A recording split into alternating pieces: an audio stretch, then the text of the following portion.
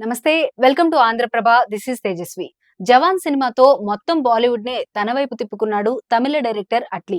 King Khan, Shahrukh Khan తో తీసిన ఈ చిత్రం బాక్సాఫీస్ దగ్గర 1143 కోట్లకి పైగా గ్రాస్ వసూళ్లు సాధించి సత్తా చాటింది. ఈ చిత్రం తర్వాత టాలీవుడ్ టు బాలీవుడ్ హీరోలు చాలా మంది అట్లీతో పనిచేసేందుకు ముందుకు వచ్చారు. కానీ అట్లీ మాత్రం ఐకాన్ స్టార్ అల్లు అర్జున్ తో తన తర్వాతి సినిమా చేస్తాడని గత కొన్ని నెలలుగా వార్తలు వస్తూనే ఉన్నాయి. అయితే అనివార్య కారణాల వల్ల ఈ ప్రాజెక్ట్ ఆగిపోయిందని తాజా టాక్.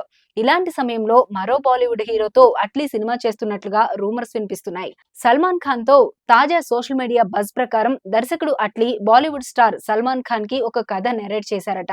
దీనికి సల్మాన్ కూడా పచ్చజెండా ఊపేసినట్లు సమాచారం. అగ్ర నిర్మాణ సంస్థ సన్ పిక్చర్స్ ఈ చిత్రాన్ని నిర్మించే అవకాశం ఉందట.